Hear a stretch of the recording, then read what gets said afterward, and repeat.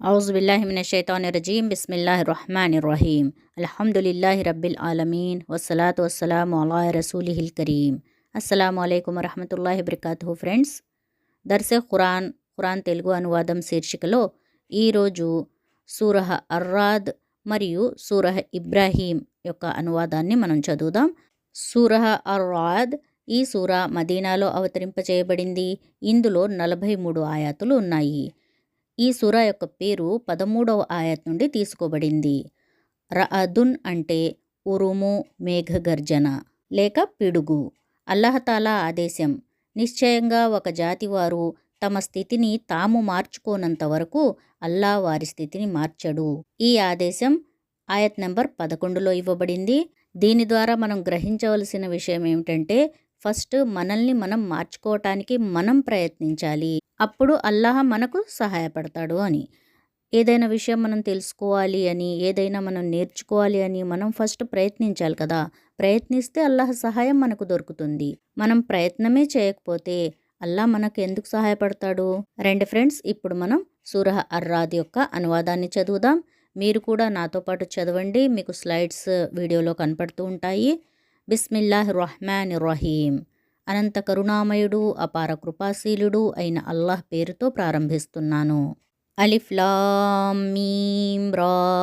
ఇవి అల్లా గ్రంథంలోని ఆయాతులు. నీ ప్రభువు తరపు నుండి నీపై అవతరింపచేయబడినదంతా పూర్తిగా సత్యం. కానీ మీ జాతికి చెందిన చాలామంది విశ్వసించటం లేదు. మీకు కనిపించే ఆధారాలు లేకుండా ఆకాశాలను నిలిపినవాడు అల్లాయే. తరువాత ఆయన తన రాజ్యపీఠాన్ని అలంకరించాడు. ఆయన సూర్యుణ్ణి, చంద్రుణ్ణి ఒక నియమానికి బద్ధులుగా చేశాడు. ఈ సమస్త వ్యవస్థకు చెందిన ప్రతి వస్తువు ఒక నిర్ణీత కాలం వరకు పయనిస్తోంది. అల్లాయే ఈ మొత్తం వ్యవహారాన్ని నడుపుతున్నాడు. ఆయన తన సూచనలను స్పష్టంగా వివరిస్తున్నాడు. బహుశా మీరు మీ ప్రభువును కలుసుకునే విషయాన్ని నమ్ముతారేమో అని. ఆయనే ఈ భూమిని విశాలంగా పరిచినవాడు. అందులో పర్వతాలను గుంజలవలే పాతిపెట్టినవాడు. నదులను ప్రవహింపచేసినవాడు. ఆయనే అన్ని రకాల పళ్ళ జతలను పండించినవాడు. ఆయనే పగలుపై రాత్రిని కప్పేవాడు. ఈ అన్ని విషయాలలోనూ ఆలోచించే వారి కొరకు పెద్ద సూచనలు ఉన్నాయి. చూడండి, భూమిలో వేర్వేరు ప్రదేశాలు ఉన్నాయి. అవి ఒకదానికొకటి ప్రక్కప్రక్కన ఉన్నాయి. ద్రాక్ష తోటలు ఉన్నాయి, పంట పొలాలు ఉన్నాయి, ఖర్జూరపు చెట్లు ఉన్నాయి. వాటిలో కొన్ని ఒక్కొక్కటిగాను, మరికొన్ని జంటలుగాను ఉన్నాయి. వాటన్నింటికీ ఒకే నీరు పారుతోంది. కానీ మేము కొన్నింటిని ఎక్కువ రుచికరమైనవిగా చేశాము, మరికొన్నింటిని తక్కువ రుచికరమైనవిగా చేశాము. ఈ అన్ని విషయాలలోనూ బుద్ధిని ఉపయోగించే వారికి చాలా సూచనలు ఉన్నాయి. ఒకవేళ మీరు ఇప్పుడు ఆశ్చర్యపడవలసి ఉంటే, ఆశ్చర్యపడదగిన విషయం ప్రజల యొక్క ఈ మాట: మేము మరణించి మట్టిగా మారిపోయినప్పుడు మళ్ళీ మేము సరికొత్తగా పుట్టించబడతామా? వారే తమ ప్రభువును తిరస్కరించినవారు. వారి మెడలలోనే కంఠపట్టికలు ఉండేది. వారు నరకవాసులు, నరకంలో కలకాలం ఉంటారు. వారు మేలుకు ముందు కీడు కొరకు తొందర పెడుతున్నారు. వాస్తవానికి వారికి పూర్వం ఈ వైఖరిని అవలంబించిన వారిపై దేవుని శిక్ష పడిన గుణపాఠాన్ని నేర్పే దృష్టాంతాలు ఎన్నో జరిగాయి. నిజం ఏమిటంటే, ప్రజలు దుర్మార్గాలు చేసిన తరువాత కూడా నీ ప్రభువు వారిని మన్నించి వదిలివేస్తాడు. నీ ప్రభువు కఠినంగా శిక్షించేవాడనేది కూడా నిజమే. నీ మాటను వినడానికి నిరాకరించిన వారు ఇలా అంటారు: ఈ వ్యక్తిపై ఇతని ప్రభు తరపు నుండి ఒక నిదర్శనం ఏదైనా ఎందుకు అవతరించలేదు? నీవు కేవలం హెచ్చరించేవాడివి మాత్రమే. ప్రతి జాతి కొరకు ఒక మార్గదర్శకుడు ఉన్నాడు. అల్లాకు ప్రతి గర్భిణి యొక్క గర్భాన్ని గురించి తెలుసు. అందులో తయారయ్యేది కూడా ఆయనకు తెలుసు. అందులో జరిగే హెచ్చుతగ్గులను గురించి కూడా ఆయనకు తెలుసు. ఆయన వద్ద ప్రతి వస్తువు కొరకు ఒక పరిమాణం నిర్ణయమై ఉన్నది. ఆయన గోప్యంగా ఉన్నటువంటి, బహిరంగంగా ఉన్నటువంటి ప్రతి వస్తువును గురించి తెలిసిన పండితుడు. ఆయన గొప్పవాడు. సర్వకాల సర్వావస్థలలో ఆధిక్యం కలిగి ఉండేవాడు. మీలో ఎవరైనా బిగ్గరగా మాట్లాడినా లేక మెల్లగా మాట్లాడినా, మీలో ఎవరైనా రాత్రి చీకటిలో దాగి ఉన్నా లేక పగటి వెలుగులో నడుస్తూ ఉన్నా, ఆయనకు వారంతా సమానమే. ప్రతి మనిషికి ముందు వెనక ఆయన నియమించిన కావలివాళ్లు అంటి ఉన్నారు. వారు అల్లా ఆజ్ఞానుసారం అతనిని కాపాడుతూ ఉంటారు. యథార్థం ఏమిటంటే ఒక జాతి స్వయంగా తన లక్షణాలను మార్చుకోనంత వరకు అల్లా దాని స్థితిని మార్చడు. అల్లా ఒక జాతిని తన శిక్షకు గురిచేసే నిర్ణయం తీసుకున్నప్పుడు దానిని ఎవరు తొలగించదలుచుకున్నా అది తొలగదు. అల్లాకు ప్రతికూలంగా అటువంటి జాతిని రక్షించేవాడు, ఆదుకునేవాడు ఎవడూ ఉండడు. ఆయనే మీ ముందు మెరుపులను మెరిపింపజేస్తున్నాడు. వాటిని చూసి మీలో భయాలు చెలరేగుతాయి, ఆశలు చిగురిస్తాయి. ఆయనే నీళ్లతో బరువెక్కిన మేఘాలను పైకి లేపుతున్నాడు. మేఘాల గర్జన ఆయనకు స్తోత్రం చేస్తూ ఆయన పవిత్రతను కొనియాడుతోంది. దైవదూతలు ఆయన భయం వల్ల వణికిపోతూ ఆయనను కీర్తిస్తూ ఉంటారు. ఆయన ఫెళఫెళమనే పిడుగులను పంపుతాడు. తరచుగా వాటిని తాను కోరిన వారిపై సరిగ్గా ప్రజలు అల్లాను గురించి ఘర్షణ పడే సమయంలో పడవేస్తాడు. వాస్తవంగా ఆయన యుక్తి అతిశక్తివంతమైనది. ఆయనను మాత్రమే వేడుకోవటం ధర్మం. ఇక వారు ఆయనను వదిలి వేడుకుంటున్న ఇతర శక్తులు అవి వారి ప్రార్థనలకు ఏ సమాధానమూ ఇవ్వలేవు. వాటిని వేడుకోవటం ఒక మనిషి నీళ్లవైపు చేతులు చాచి దానిని నీవు నా నోటిదాకా వచ్చెయ్యి అని అభ్యర్థన చేసిన మాదిరిగా ఉన్నది. వాస్తవానికి నీరు అతని వద్దకు చేరటం జరగదు. కనుక ఇదే విధంగా అవిశ్వాసుల ప్రార్థనలు కూడా గురిలేని బాణాలే తప్ప మరేమీ కావు. భూమ్యాకాశాలలో ఉన్న ప్రతి వస్తువు ఇష్టం ఉన్నా ఇష్టం లేకపోయినా అల్లాకే సజదా చేస్తూ ఉన్నది. అన్ని వస్తువుల నీడలు ఉదయం సాయంత్రం ఆయన ముందు వంగుతాయి. భూమ్యాకాశాలకు ప్రభు ఎవరు అని వారిని అడుగు. అల్లా అని అను. తరువాత వారితో ఇలా అను, యథార్థం ఇదైనప్పుడు మీరు ఆయనను వదిలి స్వయంగా తమ విషయంలో కూడా లాభనష్టాల అధికారం లేనటువంటి ఆ దేవుళ్లనా మీరు మీ పనులు నెరవేర్చేవారుగా ఎన్నుకున్నారు. ఇలా అను, గుడ్డివాడు కళ్ళున్నవాడు సమానులు కాగలరా? వెలుగు చీకట్లు ఒకటి కాగలవా? అలా కాకపోతే వారు నిలబెట్టిన భాగస్వాములు కూడా అల్లా మాదిరిగానే దేనినైనా సృష్టించారా? దాని కారణంగా సృష్టి విషయంలో వారికి అనుమానం కలగటానికి ఇలా అను, ప్రతి వస్తువును అల్లాయే సృష్టించాడు. ఆయన అద్వితీయుడు, అందరిపై ఆధిక్యం కలవాడు. అల్లా ఆకాశం నుండి నీళ్లను కురిపించాడు. ప్రతి నది ప్రతి కాలువ తన శక్తి కొలది దానిని గ్రహించి బయలుదేరింది. వరద వచ్చినప్పుడు నీళ్ల ఉపరితలంపైకి నురుగులు కూడా వచ్చాయి. అటువంటి నురుగులే నగలు పాత్రలు మొదలవి చెయ్యటానికి ప్రజలు కరిగించే లోహాలపై కూడా లేస్తాయి. ఇటువంటి ఉదాహరణ ద్వారా అల్లా సత్యమేదో అసత్యమేదో సుస్పష్టం చేస్తాడు. నురుగంతా ఎగిరిపోతుంది. మానవులకు లాభం కలిగించే వస్తువు భూమిలో ఉండిపోతుంది. ఈ విధంగా అల్లా ఉదాహరణల ద్వారా తన మాటలను వివరిస్తాడు. తన ప్రభువు సందేశాన్ని స్వీకరించిన వారికి మేలు జరుగుతుంది. దానిని స్వీకరించని వారు సమస్త భూసంపదకు యజమానులు అయినా ఇంకా అంతే సమకూర్చుకున్నా వారు అల్లా శిక్ష నుండి తప్పించుకోవటానికి దానినంతటినీ పరిహారంగా ఇవ్వటానికి సిద్ధపడతారు.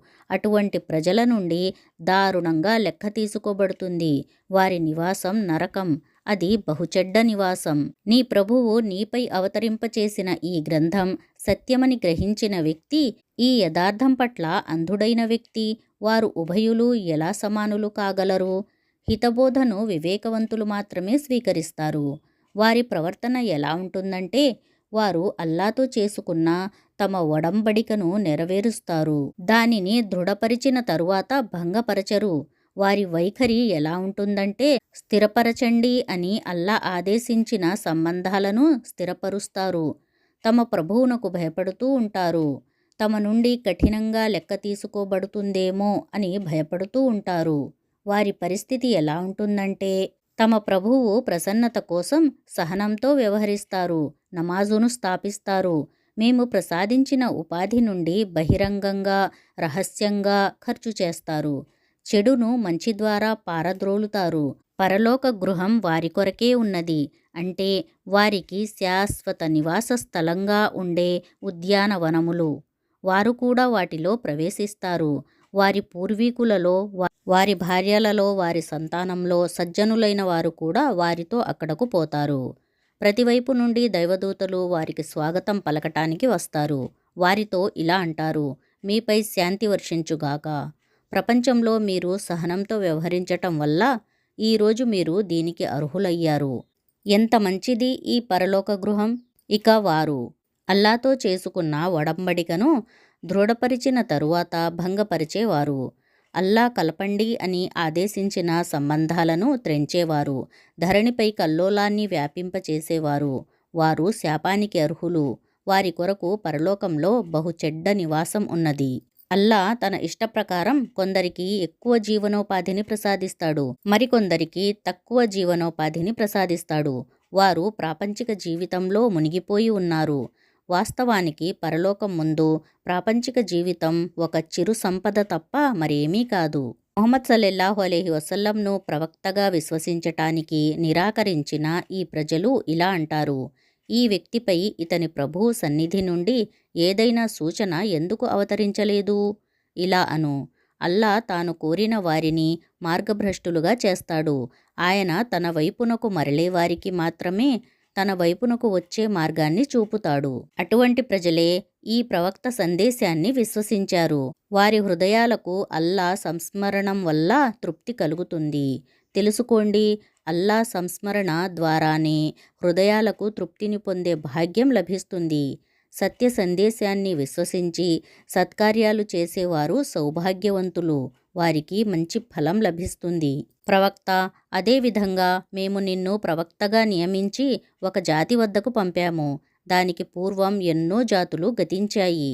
ఆ జాతి ప్రజలకు మేము నీపై అవతరింపచేసిన సందేశాన్ని నీవు వినిపించేందుకుగాను. వాస్తవానికి వారు ఎంతో కరుణామయుడైన తమ దేవుణ్ణి తిరస్కరించారు. వారితో ఇలా అను: ఆయనే నా ప్రభువు. ఆయన తప్ప మరొక దేవుడు లేడు. ఆయననే నేను నమ్ముకున్నాను. ఆయనే నా ఏకైక ఆశ్రయం. పర్వతాలను నడిపించే, భూమిని బద్దలు చేసే, మృతులను గోరీల నుండి బయటికి రప్పించి మాట్లాడించే శక్తి కలిగిన ఖురానును దేనినైనా అవతరింపచేస్తే ఏమై ఉండేది? ఇటువంటి సూచనలు చూపించటం పెద్ద కష్టమేమీ కాదు. ఎందుకంటే అధికారం సమస్తము అల్లా చేతులలోనే ఉంది.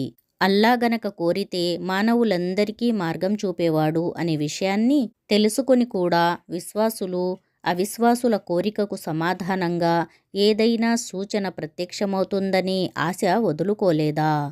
అల్లా పట్ల అవిశ్వాస వైఖరిని అవలంబించిన వారిపైకి వారి చేష్టలు కారణంగా ఏదో ఒక ఆపద వస్తూనే ఉంటుంది, లేదా వారి ఇళ్లకు సమీపంలో ఎక్కడైనా దిగుతుంది. అల్లా వాగ్దానం నెరవేరే వరకు ఈ పరంపర సాగిపోతూనే ఉంటుంది. నిశ్చయంగా అల్లా తన వాగ్దానాన్ని భంగపరచడు. నీకు పూర్వం కూడా చాలామంది ప్రవక్తలను ఎగతాళి చేయటం జరిగింది. కానీ నేను ఎల్లప్పుడూ తిరస్కారులకు కొంత సడలింపు ఇచ్చాను. చివరకు వారిని పట్టుకున్నాను. చూడండి నా శిక్ష ఎంత కఠినంగా ఉంటుందో. ఒక్కొక్క మనిషి సంపాదించే దానిపై నిఘావేసి ఉండేవానికి భాగస్వాములుగా నిలబెట్టే అంతటి దుస్సాహసానికి పాల్పడుతున్నారా ప్రజలు? ప్రవక్త వారితో ఇలాను: నిజంగానే వారు దేవుడు స్వయంగా చేసుకున్న భాగస్వాములే అయితే కొంచెం వారెవరో, వారి పేర్లు ఏమిటో చెప్పండి.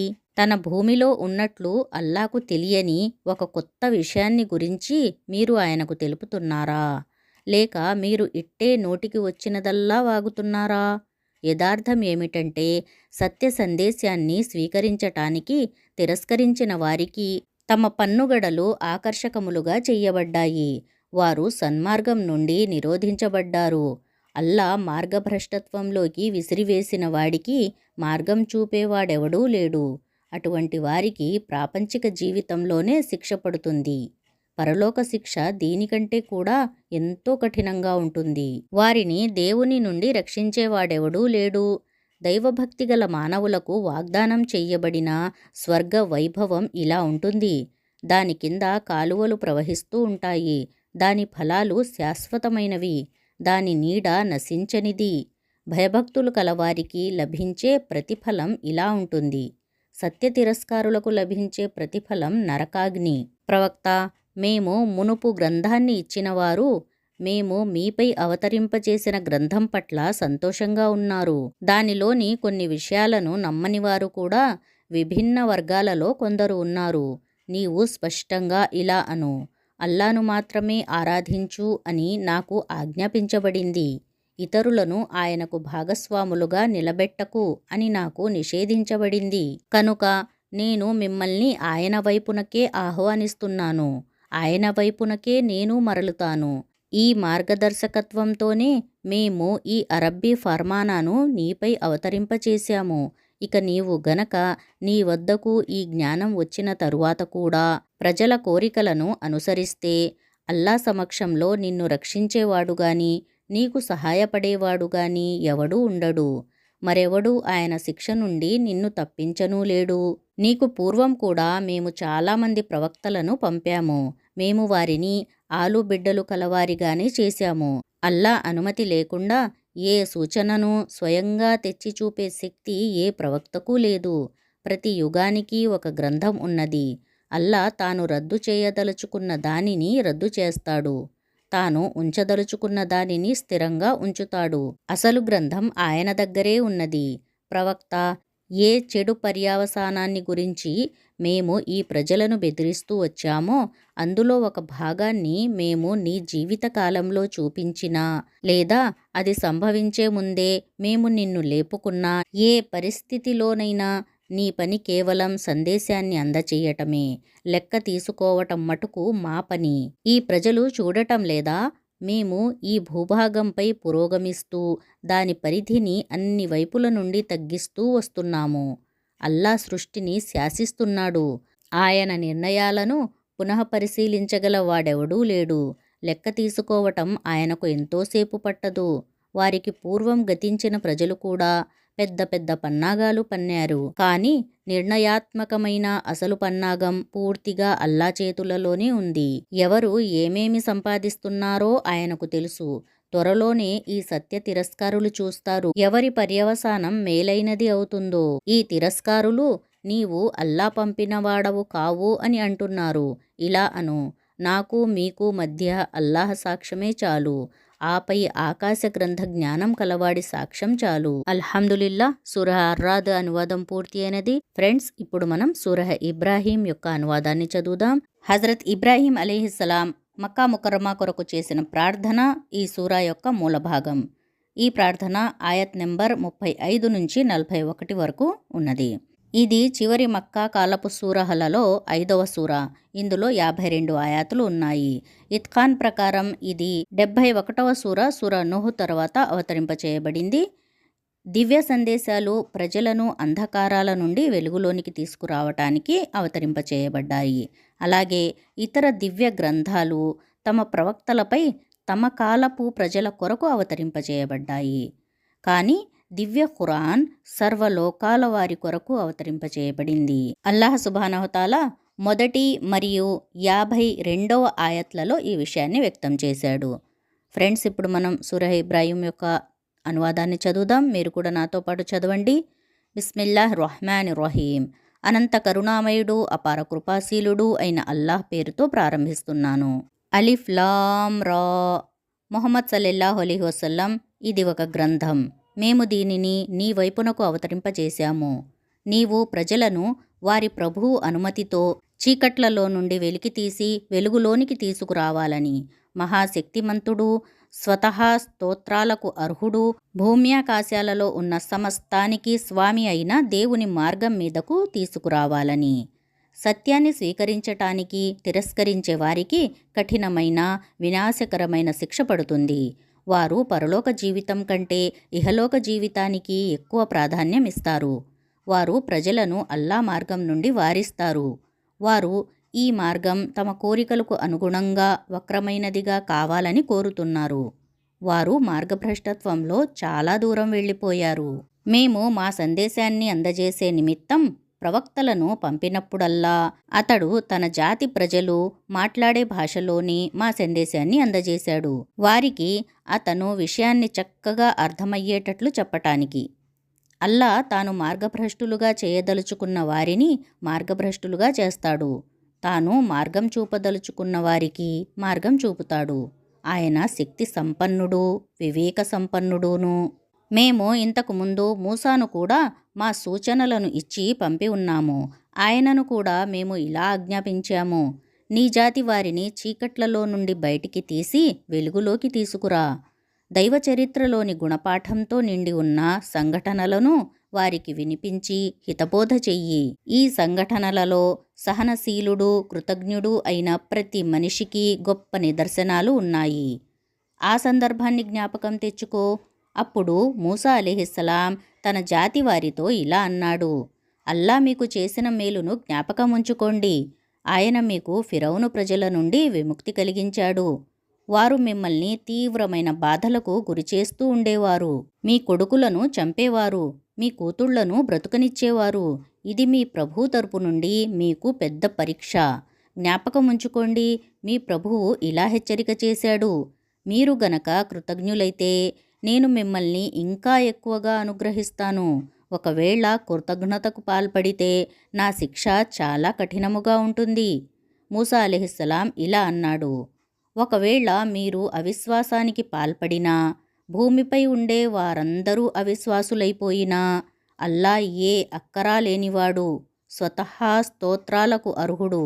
మీకు పూర్వం గతించిన జాతుల గాథలు మీదాకా చేరలేదా? నూహ్ జాతి, ఆద్ జాతి, సమూద్ జాతి, ఇంకా వాటి తరువాత వచ్చిన అనేక జాతులు. వాటి సంఖ్య అల్లాహకు మాత్రమే తెలుసు. వారి ప్రవక్తలు వారి వద్దకు స్పష్టమైన మాటలను, ప్రస్ఫుటమైన నిదర్శనాలను తీసుకొని వచ్చినప్పుడు వారు తమ నోళ్లలో చేతులు బిగబట్టి ఇలా అన్నారు, ఏ సందేశంతో నీవు పంపబడ్డావో ఆ సందేశాన్ని మేము విశ్వసించము.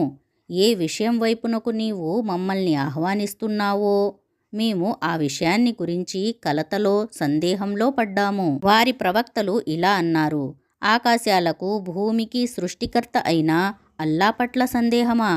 ఆయన మిమ్మల్ని పిలుస్తున్నాడు మీ తప్పులను మన్నించటానికి, మీకు ఒక నిర్ణీత కాలం వరకు వ్యవధినివ్వటానికి. వారు ఇలా జవాబు పలికారు, నీవు మాలాంటి ఒక మానవుడు తప్ప మరేమీ కావు. మా తాత ముత్తాతల కాలం నుండి ఆరాధించబడుతూ వచ్చిన శక్తుల ఆరాధన నుండి నీవు మమ్మల్ని ఆపాలని అనుకుంటున్నావు సరే, స్పష్టమైన ప్రమాణాన్ని దేనినైనా తీసుకునిరా. వారి ప్రవక్తలు వారితో ఇలా అన్నారు, నిజంగానే మేము మీ వంటి మానవులం తప్ప మరేమీ కాము. కానీ అల్లా తన దాసులలో తాను అనుగ్రహించదలిచిన వారిని అనుగ్రహిస్తాడు. ఏదైనా ప్రమాణాన్ని తెచ్చి మీకు ఇవ్వటం అనేది మా అధికారంలో లేదు. ప్రమాణం అనేది అల్లా అనుమతితో మాత్రమే రాగలుగుతుంది. విశ్వాసులు అల్లానే నమ్ముకోవాలి. మన జీవన మార్గాలలో అల్లా మనకు మార్గదర్శకత్వం వహించినప్పుడు మనం అల్లాను ఎందుకు నమ్ముకోకూడదు? మీరు మమ్మల్ని పెడుతున్న బాధలను ఓర్పుతో సహిస్తాము. నమ్ముకునేవారు అల్లాను మాత్రమే నమ్ముకోవాలి. చివరకు తిరస్కారులు తమ ప్రవక్తలతో ఇలా అన్నారు, మీరు మా మతంలోకి తిరిగి రావాలి, లేకపోతే మేము మిమ్మల్ని మా దేశం నుండి బహిష్కరిస్తాము. అప్పుడు వారి ప్రభువు వారికి ఇలా వహీని పంపాడు, మేము ఈ దుర్మార్గులను నాశనం చేస్తాము. వారి తరువాత మిమ్మల్ని భూమిపై వసింపచేస్తాము. నా సాన్నిధ్యంలో సమాధానం చెప్పుకోవలసి ఉందని భయపడుతూ నా శిక్షకు భయపడే వ్యక్తికే ఈ బహుమానం. వారు తీర్పును కోరారు, అప్పుడు వారికి తీర్పు ఇవ్వబడింది. బలమదాంధుడైన ప్రతి సత్య విరోధి అవమానం పాలయ్యాడు. దాని తరువాత మున్ముందు అతడి కొరకు నరకం ఉంది. అక్కడ అతడికి త్రాగటానికి చీము, నెత్తురు లాంటి చెడు నీరు ఇవ్వబడుతుంది. దానిని అతడు బలవంతంగా గొంతులోకి దించటానికి ప్రయత్నిస్తాడు. అతి కష్టంతో దించగలుగుతాడు. మరణం అతణ్ణి అన్ని వైపుల నుండి చుట్టుముట్టి ఉంటుంది. కానీ అతడు మరణించలేడు. అతని ముందు ఒక కఠినమైన శిక్ష అతడి ప్రాణానికి సంకటంగా ఉంటుంది. అల్లాహ్ మనందర్నీ ఇలాంటి నరకం నుంచి కాపాడుగాక. ఆమీన్ యా రబ్బుల్ ఆలమీన్. తమ ప్రభువును విశ్వసించని వారి పనులను తుఫాను రోజున వీచే పెనుగాలి, ఎగురవేసే బూడిదతో పోల్చవచ్చు. వారు తాము చేసిన దానికి ఎటువంటి ప్రతిఫలాన్ని పొందలేరు. ఇదే మార్గభ్రష్టత్వానికి పరాకాష్ట అంటే. అల్లా భూమ్యాకాశాల సృష్టిని సత్యంపై నెలకొల్పటాన్ని నీవు చూడటం లేదా? ఆయన సంకల్పిస్తే మిమ్మల్ని తొలగించగలడు. మీ స్థానంలో మరొక క్రొత్త సృష్టిని తీసుకురాగలడు. అలా చెయ్యటం ఆయనకు ఎంతమాత్రం కష్టం కాదు. ఈ ప్రజలందరినీ కలిపి అల్లా ముందు హాజరుపరిచినప్పుడు వారిలో ప్రపంచంలో హీనులుగా ఉన్నవారు ప్రపంచంలో పెద్ద మనుషులుగా చలామణి అయిన వారితో ఇలా అంటారు: ప్రపంచంలో మేము మిమ్మల్ని అనుసరించాము. ఇప్పుడు అల్లా శిక్ష నుండి మమ్మల్ని కాపాడటానికి మీరేమైనా చెయ్యగలరా? వారు ఇలా సమాధానం చెబుతారు: మాకు అల్లా ముక్తి మార్గాన్ని దేనినైనా చూపి ఉండినట్లయితే మేము తప్పకుండా మీకు చూపి ఉండేవారము. ఇప్పుడు మనము ఏడ్చి మొత్తుకున్నా లేక ఓర్పు వహించినా రెండూ ఒకటే. ఎట్టి పరిస్థితుల్లోనూ మనం తప్పించుకునే మార్గం ఏదీ లేదు. తీర్పు జరిగిపోయినప్పుడు శైతాను ఇలా అంటాడు: వాస్తవం ఏమిటంటే అల్లా మీకు చేసిన వాగ్దానాలన్నీ నిజమైనవే. నేను మీకు చేసిన వాగ్దానాలలో ఒక్కదానిని కూడా నేను నెరవేర్చలేదు. నాకు మీ మీద ఎటువంటి అధికారమూ లేదు. నేను మిమ్మల్ని నా మార్గం వైపునకు ఆహ్వానించటం తప్ప మరేమీ చెయ్యలేదు. మీరు నా ఆహ్వానానికి అంగీకారం వ్యక్తం చేశారు. ఇప్పుడు నన్ను నిందించకండి, మిమ్మల్ని మీరే నిందించుకోండి. ఇక్కడ మీ మొరలను నేను ఆలకించలేను, నా మొరలను మీరు ఆలకించలేరు. ఇంతకు పూర్వం మీరు నన్ను దైవత్వంలో భాగస్థునిగా చేసి ఉంచారు. దానికి నా బాధ్యత ఏమీ లేదు. అటువంటి దుర్మార్గులకు వ్యధాభరితమైన శిక్ష తథ్యం. దీనికి భిన్నంగా ప్రపంచంలో విశ్వసించి మంచి పనులు చేసిన వారు క్రింద కాలువలు ప్రవహించే తోటలలో ప్రవేశింపచేయబడతారు. అక్కడ వారు తమ ప్రభువు అనుమతితో శాశ్వతంగా ఉంటారు. అక్కడ వారికి మీకు శాంతి కలుగుగాక అని స్వాగతం పలుకబడుతుంది. పరిశుద్ధ వాక్కును అల్లా ఏ వస్తువుతో పోల్చాడో మీరు గమనించటం లేదా? దాని పోలిక ఇలా ఉంది: ఒక మేలుజాతి చెట్టు ఉంది. దాని వేరు భూమిలో లోతుగా నాటుకుపోయింది. కొమ్మలు ఆకాశాన్ని అంటాయి. ప్రతి క్షణం అది తన ప్రభువు ఆజ్ఞానుసారం తన పళ్లను ఇస్తుంది. ప్రజలు గుణపాఠం నేర్చుకోవాలని అల్లా ఇటువంటి ఉపమానాలను ఇస్తున్నాడు. అపరిశుద్ధ వాక్కును ఒక చెడుజాతి చెట్టుతో పోల్చవచ్చు. అది భూమి ఉపరితలం నుండి పీకి పారవేయబడుతుంది. దానికి స్థిరత్వం అనేదే లేదు. ఒక స్థిరమైన వాక్కు ఆధారంగా ఇహలోకంలోనూ పరలోకంలోనూ విశ్వాసులకు అల్లా నిలకడను ప్రసాదిస్తాడు. అల్లా దుర్మార్గులను మార్గభ్రష్టులుగా చేస్తాడు. తమకు ఇష్టమైన దానిని చేసే అధికారం అల్లాకు ఉన్నది. అల్లా అనుగ్రహాన్ని పొంది దానికి మారుగా కృతజ్ఞతను చూపిన వారిని నీవు చూశావా? వారు తమతో పాటు తమ జాతిని కూడా వినాశ గృహంలోకి అంటే నరకంలోకి త్రోసివేశారు. అందులో వారు కాలిపోతారు. అతి ఘోరమైన నివాస స్థలం. వారు కొందరిని అల్లాకు సమానులుగా నిలబెట్టారు. వారు ప్రజలను అల్లా మార్గం నుండి తప్పించటానికి వారితో ఇలా అను: సరే, సుఖాలను అనుభవించండి, చివరకు మీరు మరలి నరకానికే పోవాలి. ప్రవక్త, విశ్వసించిన నా దాసులకు చెప్పు, నమాజును స్థాపించండి. మేము వారికి ఇచ్చిన దాని నుండి బహిరంగంగా గుప్తంగా మంచి పనుల కోసం ఖర్చు చెయ్యండి. క్రయ విక్రయాలు జరగటం కానీ మిత్రుల సాయం పొందటం కానీ సాధ్యపడని రోజు రాకపూర్వమే. భూమిని ఆకాశాలను పుట్టించినవాడు, ఆకాశం నుండి నీళ్లను కురిపించినవాడు, దాని నుండి మీ ఆహారం కొరకు రకరకాల ఫలాలను సృష్టించినవాడు, తన ఆజ్ఞానుసారం సముద్రంలో నడవాలని పడవను మీ సేవకై మీకు లోబరిచినవాడు, నదులను మీ సేవకై మీకు లోబరిచినవాడు, నిరంతర ప్రయాణం చేస్తూ పోతున్న సూర్యచంద్రులను మీ సేవకై మీకు లోబరిచినవాడు, రాత్రిని పగలును మీ సేవకై మీకు లోబరిచినవాడు, మీరు అడిగిన సమస్తాన్ని మీకు ఇచ్చినవాడు అల్లాయే. మీరు గనక అల్లా అనుగ్రహాలను లెక్కించదలిస్తే లెక్కించలేరు. నిజముగా మానవుడు అన్యాయవర్తనుడు, కృతజ్ఞుడు. ఇబ్రాహీం అలైహిస్సలాం ఇలా ప్రార్థించిన సందర్భాన్ని జ్ఞాపకం తెచ్చుకో: ప్రభూ, ఈ నగరాన్ని అంటే మక్కాను శాంతి నగరంగా చెయ్యి. నన్ను నా సంతానాన్ని విగ్రహ పూజ నుండి కాపాడు. ప్రభూ, ఈ విగ్రహాలు చాలా మందిని మార్గం తప్పించాయి. నా సంతానాన్ని కూడా ఇవి మార్గం తప్పించే అవకాశం ఉంది కనుక వారిలో నా విధానంపై నడిచేవాడు నావాడు. నాకు వ్యతిరేకంగా ఉన్న విధానాన్ని ఎవడైనా అవలంబిస్తే నిశ్చయంగా నీవు క్షమించేవాడవు, కరుణామయుడవు. ప్రభూ, తృణకాష్ట జలరహితమైన లోయలో నా సంతానంలో కొందరిని తెచ్చి నీ పవిత్ర గృహం వద్ద నివసింపజేశావు. ప్రభూ, వారు ఇక్కడ నమాజును స్థాపించాలని నేను ఇలా చేశాను. కనుక నీవు ప్రజల హృదయాలను ఆసక్తితో వారి వైపునకు మొగ్గేలా చెయ్యి. తినటానికి వారికి పళ్ళు ప్రసాదించు. బహుశా వారు కృతజ్ఞులవుతారేమో. ప్రభూ, మేము దాచేదానిని బహిరంగపరిచేదానిని నీవు ఎరుగుదువు. నిశ్చయంగా అల్లాకు గుప్తంగా ఉన్నది ఏదీ లేదు. భూమిలో కానీ ఆకాశాలలో కానీ నాకు ఈ ముసలితనంలో ఇస్మాయిల్, ఇస్హాక్ వంటి కొడుకులను ప్రసాదించిన దేవునికి కృతజ్ఞతలు. యథార్థం ఏమిటంటే నా ప్రభువు తప్పకుండా ప్రార్థనను ఆలకిస్తాడు. ప్రభూ, నన్ను నమాజును స్థాపించేవాడుగా చెయ్యి. నా సంతతిలో కూడా ఈ పని చేసేవాళ్లను లేపు. ప్రభూ, నా ప్రార్థనను స్వీకరించు. ప్రభూ, నన్ను, నా తల్లిదండ్రులను, విశ్వసించే వారందరినీ లెక్క ఖరారు అయ్యే రోజున క్షమించు. ఇప్పుడు ఈ దుర్మార్గులు చేస్తున్న దానిని అల్లా పట్టించుకోవటం లేదని నీవు భావించకు. అల్లా వారి విషయాన్ని ఆనాటికి వాయిదా వేస్తున్నాడు. ఆనాడు పరిస్థితి ఇలా ఉంటుంది. విచ్చుకున్న నేత్రాలు విచ్చుకున్నట్లే ఉంటాయి. వారు తల పైకెత్తి పారిపోతూ ఉంటారు. పైనే దృష్టి నిలిచి ఉంటుంది. వారు శూన్య హృదయులైపోతారు. ప్రవక్త, శిక్ష వచ్చి వారిని పట్టుకునే రోజును గురించి నీవు వారికి భయపెట్టు. అప్పుడు ఈ దుర్మార్గులు ఇలా అంటారు, ప్రభూ, మాకు మరికొంత వ్యవధిని ప్రసాదించు. మేము నీ సందేశాన్ని స్వీకరిస్తాము, ప్రవక్తలను అనుసరిస్తాము. కానీ వారికి స్పష్టంగా ఇలా జవాబు ఇవ్వబడుతుంది, క్షీణదశ మాకు ఎన్నటికీ రాదు అని పూర్వం మాటిమాటికి ప్రమాణం చేసి చెప్పినవారు మీరు కాదా? వాస్తవానికి తమకు తాము అన్యాయం చేసుకున్న జాతుల పట్టణాలలో మీరు నివసించారు.